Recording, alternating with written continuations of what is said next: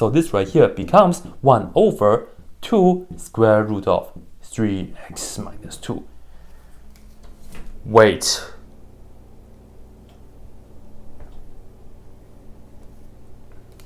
I have a 3 here. This is just a 1. Hold on. Okay, I'll stop pretending. I know you don't like the definition of derivative, but they are on your homework and they are also going to be on the test.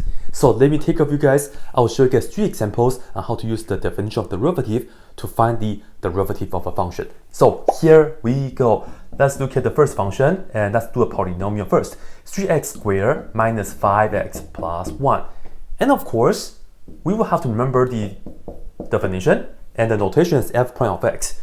This right here is the limit as h approaching 0, and we will do f of x plus h and then minus f of x all over h. And this right here is actually called the difference of quotients, and you should have done this back in pre-calc. And this is what I would suggest you guys to do. Let's do this one on the side. We know that's our function, so when we have f of x plus h, this means we put x plus h into this x and the x. So we are going to get 3 times x plus h, and we square that, minus 5 times x plus h, and then plus 1. And now work this out.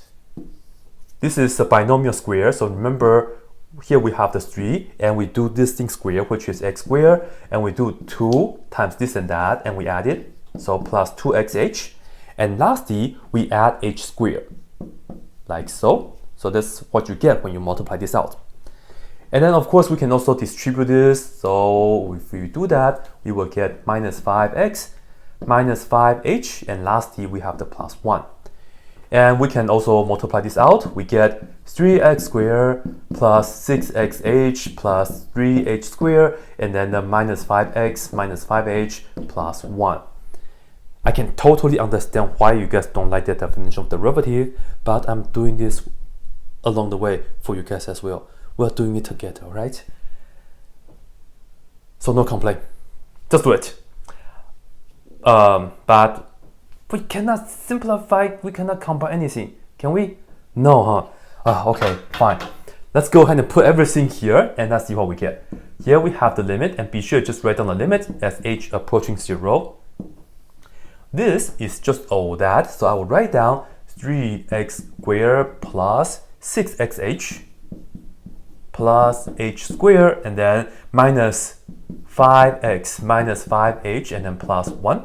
Alright, so that's that. Okay, and then we are going to minus f of x.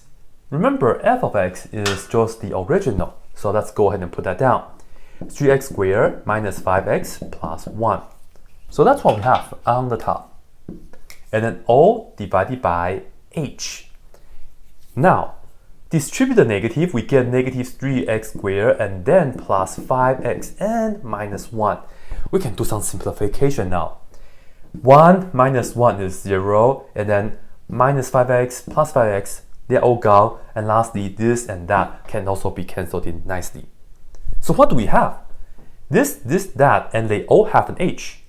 So let's go ahead and factor that out, and again write down the limit as h approaching 0, factor out the h, we will get 6x and then plus h and then minus 5 and then all divided by h.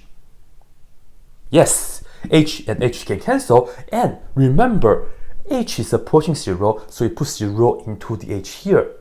Do not put it into the x. So you really have to remember this is the limit as h approaching 0.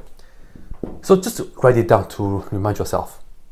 Lastly, we will get 6x plus 0 minus 5. Of course, this doesn't matter. So the answer is 6x minus 5. And we are done. Before we get into the next question, I know you guys want to tell me there's a shortcut. So I will do that for you guys, just to make everybody happier. But for now, do this. Here's the deal. When we have the function f of x, which is 3x squared minus 5x plus 1, there's the so-called power rule. What you do is the following. Write down the notation f of x with the prime, Look at this term. This is the power. We bring the power to the front, and then we do, that's the answer. We do 3 times 2, which is 6. And then right here, we will have to minus 1 for the power, so it will be just x to the first power. Aha! What's next? This right here is negative 5x to the first power. We can do the same thing. Put this to the front and then minus 1. And we just get negative 5, and x to the 0th power is just 1, so we just have this. And lastly, where's the x? You can purposely look at this as x to the 0th power, and guess what? Still the same thing applies. This is called the power rule. Bring the power to the front and then minus 1. 0 times whatever is just 0. And guess what? We are done in like 3 seconds. Okay, for this one, the function is 1 over x. So let's go ahead and get started. F prime of x is equal to the limit as h approaching 0. And I will just write down the formula again. F of x plus h. In fact, the more we write this down, the better we remember it. Okay? For this one, f of x plus h, we can just put the x plus h in here, and that's pretty much it. So I don't have to put it on the side. Let me write down the limit as h approaching 0, and we have 1 over x plus h, and then the function is just that, so we minus 1 over x, and then all divided by h. Good. Now, this is a complex fraction case, so to simplify this, we'll just multiply the top and bottom by this and that, namely the common denominator. So I will multiply this by x times x plus h. So we will do the same thing right here as well.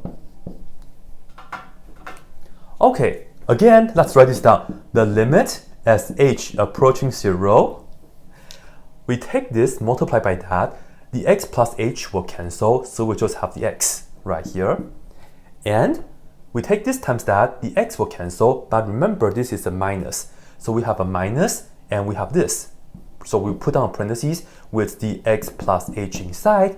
And for this right here, let's just write it down. We have the h times x plus h. Now, here's a common mistake. A lot of students will just tend to cancel out this parentheses and that parentheses, but we cannot do that because we have a subtraction. We will have to work this out first. So as you can see, when we distribute this, we will just get x minus x and then minus h. Yeah?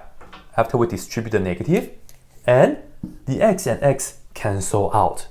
Yes. Yes. Now we have the negative h over h, this and that. Here, we can actually cancel this h and that h. So we actually cancel this and that together. Remember, we still have a negative.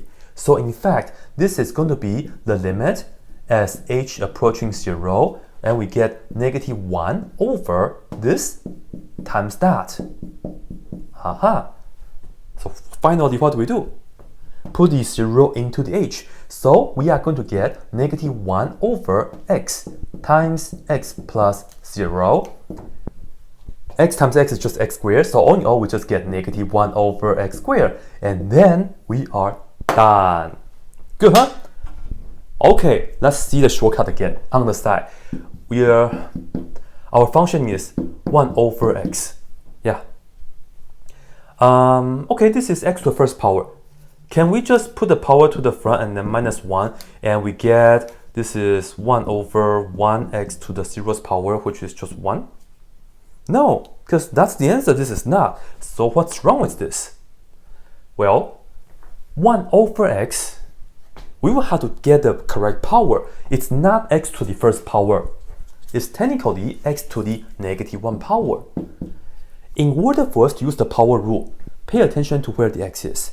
If it's on the bottom, we will have to take it up, and then we get x to the negative 1. And now we can apply the power rule. Bring the power to the front and then minus 1. Guess what? F prime of x is equal to negative, and then we have x. This and that together is negative 2, and guess what? Negative 1 over x squared, and then we are done. Okay, for the third example, we have a square root function. Same thing, let's go ahead and write down the definition of derivative first. Again, it's the limit as h approaching 0, and we have f of x plus h and then minus f of x, and all divided by h. So we write this down 3 times, and again, the more you write it down, the better we can remember it. For this one though, let me just put this on the side a little bit. We will put the x plus h here, so we get the following. Right? So f of x plus h. This becomes square root. I replace the x with that, so we get 3 times x plus h, and then we will have to minus 2. We will just distribute this, so we get square root of 3x plus 3h, and then minus 2. And that's the most that we can have. Alright, we have the limit as h approaching 0. This is that, so we have the square root of 3x plus 3h minus 2. Alright, and then minus the f of x is just the original, so I'll just write down minus square root of 3x minus 2. And that's what we have. And all divided by h, of course. And now we have a square root case. We will use the conjugate, right? So let's go ahead and multiply the top and bottom by the conjugate, namely square root of 3x plus 3h minus 2. And then change this minus to a plus. And then we keep that, which is square root of 3x minus 2. And then we do the same thing on the bottom. Square root of 3x plus 3h minus 2 plus square root of 3x minus 2. Good. Alright, multiply out the top. This is what we are going to get. The limit as h approaching 0. Well, when you multiply the conjugate, you can just square the first thing, which is just going to be the inside, because square and square root cancel. So we will get 3x plus 3h plus 2. And then we minus the square of the second thing, and again square root cancel, so we just have 3x minus 2. And here's a common mistake. Don't forget to put down parentheses, because we will have to distribute the negative. And then for the bottom, we'll just write it down. Do not multiply it out, right? Wait for the h to be cancelled. Alright, so here we have h times square root of 3x plus 3h plus, sorry. It should be a minus, okay? So this right here should have been a minus.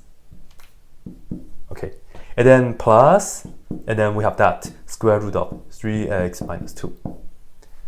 Now, let's work out the top. Distribute this, we get negative 3x minus 2.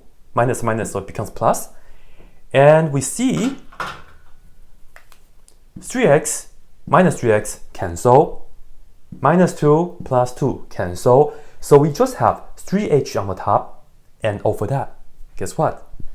This h and that h can cancel. Yes, very nice, huh? So cancel this and cancel that.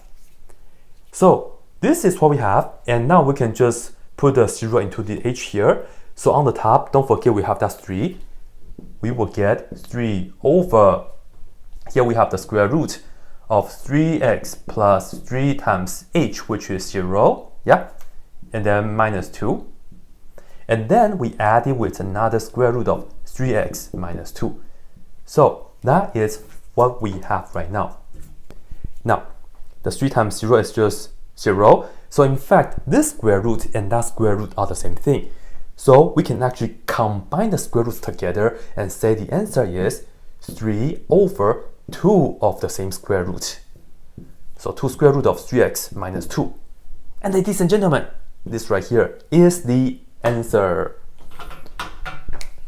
Yes, I know we are so eager to use the power rule, right? So let's have a look right here.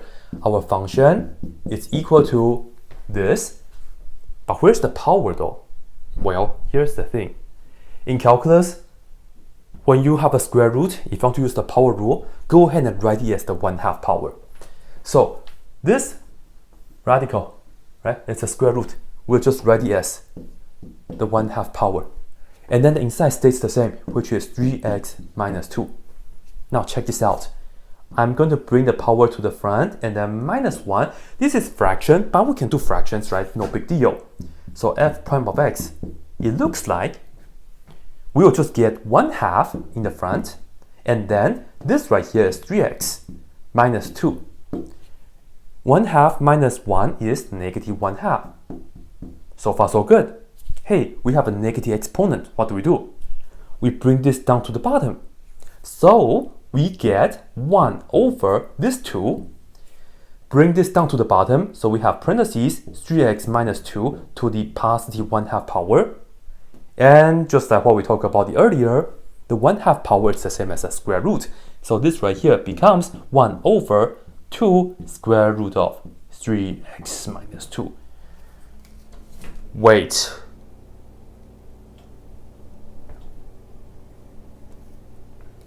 I have a 3 here. This is just a 1. Hold on. Okay, I'll stop pretending. Which one is correct? What do you guys think? Here, this one is correct. If you go through the computation again, we did nothing wrong, right? We did nothing wrong. We believe in the definition of derivative. We believe in the conjugate, and this is the answer for the derivative of that. Yeah. So, how come we didn't get the 3 though? Well, here's the thing. If you just try to use the power rule right here, then you are going to miss out that small detail. So you really have to learn the definition of derivative. Where did the 3 come from? If you recall, it's because we do the 3 times the x and now 3 times the h right here, right? But in fact, if you look at the 3 from the original, think calculus. This 3 is exactly the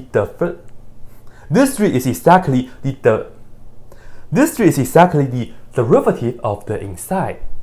So in fact, if you want to use this, it's okay, but you just have to be careful. The way you finish this is that after you do the power rule on the outside, you will look at the inside and ask yourself, what's the derivative of this? The derivative of this is just going to be a 3. You can use the power rule because just like what we did earlier, bring the power to the front and then minus that, you just get 3. And the derivative of negative 2 is 0. It's just a 3. So in fact, you will have to multiply by the 3 right here. And this right here is called the chain rule. And you see, when you multiply by 3 here, of course, you just end up with the same answer like what we have earlier. Alright? So even though the definition of derivative seems pretty long, I agree. However, we really need to use this in order to come up with the so-called shortcuts. And in the future videos, I'll show you guys the power rule, the chain rule, and also the product rule, and also the quotient rule, the rules for differentiations. You guys can check out the other videos over here. For now, this is it. Hopefully, this helps you with your calculus class.